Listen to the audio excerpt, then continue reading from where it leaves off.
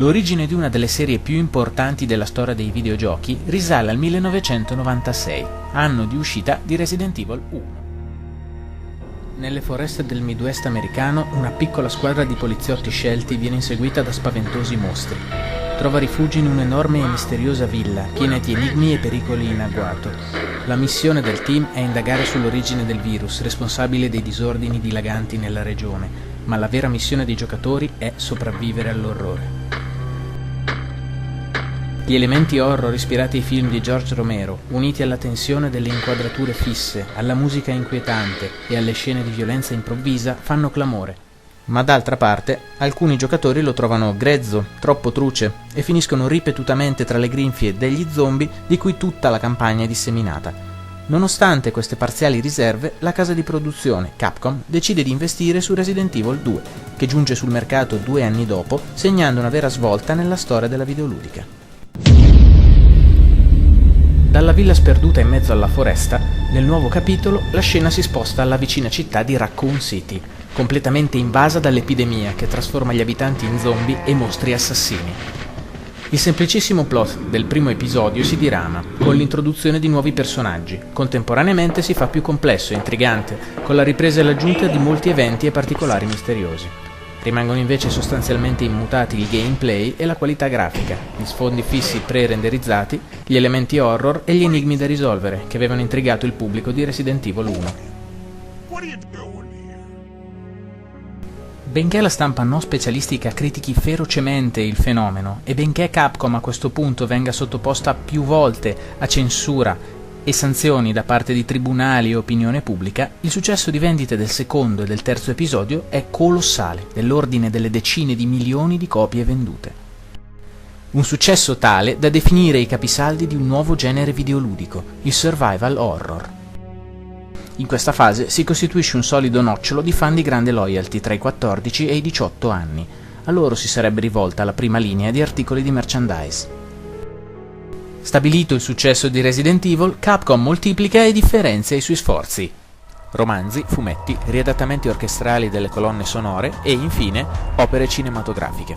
La tetralogia dei film di Resident Evil, di cui si attende la conclusione nell'inverno 2010, vede la bella Milla Jovovich nei panni di Alice, un personaggio non presente nella saga, che però incontra e interagisce con diversi protagonisti e nemici noti al pubblico dei fan. Come buona parte degli altri brand extension, i film di Resident Evil contraddicono il plot dei videogiochi, sviluppando una linea narrativa indipendente.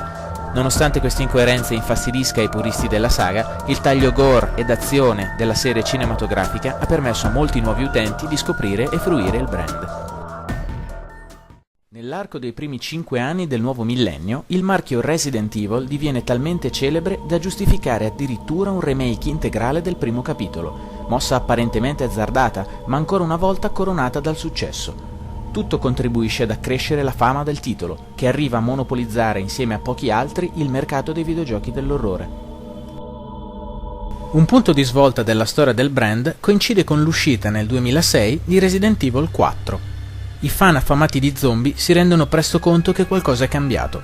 La tensione del passaggio da una stanza all'altra, le inquietanti inquadrature fisse e altre caratteristiche distintive dei primi episodi non ci sono più, sostituite da un gameplay tridimensionale più immediato e orientato all'azione, con un maggior numero di armi a disposizione e ambientazioni notevolmente più varie che nei capitoli precedenti. Le motivazioni dietro questa rivoluzione sono chiare. Dominato e saturato il mercato di nicchia dell'horror, Capcom immette il suo titolo vincente nella linea mainstream dei videogiochi d'azione. La trama è avvincente, l'ambientazione e le meccaniche di gioco curatissime e alcuni nemici particolarmente azzeccati rimangono positivamente impressi nell'immaginario dei giocatori.